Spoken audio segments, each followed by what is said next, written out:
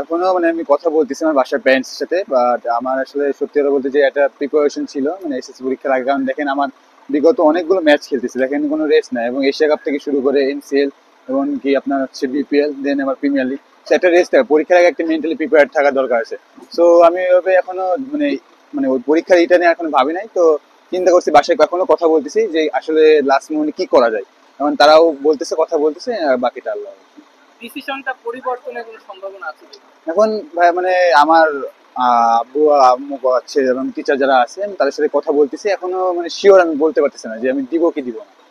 Just এখনো না। আচ্ছা, আপনার কাছে কি মনে হয় এডুকেশনটা আসলে কতখানি ইম্পর্টেন্ট একজন ক্রিকেটারের জন্য? না অবশ্যই, কারণ এডুকেশনটা অবশ্যই স্যার আপনার জানেন, সারাদিন স্যার সব অবশ্যই অনেকে বলছে, যে স্যারও বলছে আমার যে অবশ্যই দরকার। বাট আসলে দেখেন যে প্রিপারেশন যে না হয় ভালো করে দিতে পারবো। আর একটা বিষয় হইতেছে যে যে ধরেন যে পরের বছর আমি যদি ওয়ার্ল্ড কাপের পরে এক্সাম হইতে পারে, চিন্তা এই আছে, তো আমি ওইটাতে আর ভালো সময় নিয়ে দিতে পারবো।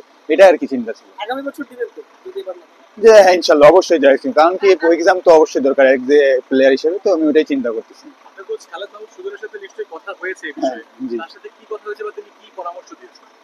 এখন বলতেছে যে তোর যেটা ভালো হয়, তুই যেটা ভালো মনে করিস, এখন তোর উপর ডিপেন্ড করে সবকিছু। আর দেখ যে কোনটা ভালো হয়। আমি বললাম, স্যার আমি এই যেটা আমি খুলে বললাম ওইটা নিয়ে আর কি কথা বললাম। স্যার হ্যাঁ দেখ তুই যেটা ভালো হয়, উনি সেটাই বললো, যেটা ভালো সেটাই কর। সেটা কোনো কিছু তাই একটু ম্যাচ নিয়ে কথা বলি। জি জি। মানে কাগজে কলমে গুলশান তো আসলে আহ, ঢাকা লিগে এবার অন্যতম শক্তিশালী দল না, টেবিলের চার মানে ভেবেছিলেন আপনার নেতৃত্বে? যে দেখেন গুলশান টিম আল্লাহর রহমতে আমরা ভালো করতেছি বলে, ভালো ক্রিকেটটা খেলতেছি বলে আজকে আল্লাহর রহমতে আমরা এত বা মানে সবাই আর কি দেখেন যে সবার কমেন্ট লাস্টে যে একটা খুব ভালো পার্টনারশিপ আজকে দিতেছে, যে সানি ভাই তো নাইম ভাই। এবং আজকে আমি সবথেকে ভালো মানে যে ব্যাটিং এ যেটা মানে পার্টটা বলে খালেদ ভাই যে সাহসটা এখানে করছে, এটা খুবই আমাদের জন্য ইম্প্যাক্টফুল একটা ইনিংস। আমি বলি যে এটা খুবই একটা ইম্প্যাক্টফুল আমার দিছে। যেহেতু আমি একটা চিন্তা করছিলাম যে যে ডিপে নিয়ে যায়, বাট এটা এক হিসেবেও দেখছি যে পরে হিসেবে না একটু রং ছিল, বাট ওটা চেষ্টা করবো পরের ম্যাচ থেকে যে কাভার আপ করার।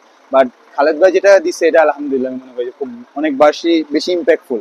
আসলে দেখেন যে আসলে আমি যখন দাদা উইকেটটা পড়ছে, বাট প্রথম দিকে তো একটু স্ট্রাগল করতেছিলাম উইকেটের জন্য, বাট যখন দাদা উইকেটটা পড়ছে তখন চিন্তা করছিলাম যে আমি একটু রিল্যাক্সে যে একটু ডিপে যাবো। বাট ওইটা না করে আমি যদি একটু মানে সিঙ্গেলস রোটেটটা বেশি করতাম তাহলে মনে হয় আমার জন্য ভালো হতো।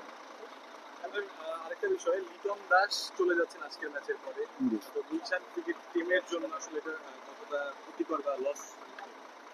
যে আমি মনে করি যে ধরেন যে যারা চলে গেছে অনেক কিছু আমরা তাকে শিখছি, তো অবশ্যই আমরা প্লেয়ার যেগুলো আছি যারা আমরা প্লেয়ার, তো আমরা অবশ্যই কাভার আপ করার চেষ্টা করবো যাতে। এবং তিনি যে সাপোর্টটা দিচ্ছে অবশ্যই যাচ্ছেন যে আমরা বিগত ম্যাচগুলো আমরা জিতছি আলহামদুলিল্লাহ তার সাপোর্টে। এবং ইনশাল্লাহ চেষ্টা করবো যে আমরা যে প্লেয়ার গুলো আছে অবশ্যই তার জায়গাটা পূরণ করার। এখনো মানে আমি কথা বলতেছি আমার বাসার প্যারেন্টস এর সাথে, বাট আমার আসলে সত্যি কথা বলতে যে একটা প্রিপারেশন ছিল মানে এসএসসি পরীক্ষার আগে। কারণ দেখেন আমার বিগত অনেকগুলো ম্যাচ খেলতেছি, দেখেন কোনো রেস্ট নাই, এবং এশিয়া কাপ থেকে শুরু করে এনসিএল এবং কি আপনার হচ্ছে বিপিএল, দেন আবার প্রিমিয়ার লিগ। একটা রেস্ট থাকে, পরীক্ষার আগে একটা মেন্টালি প্রিপেয়ার থাকা দরকার আছে।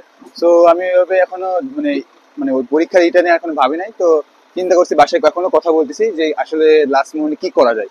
এখন তারাও বলতেছে, কথা বলতেছে, আর বাকিটা আল্লাহ।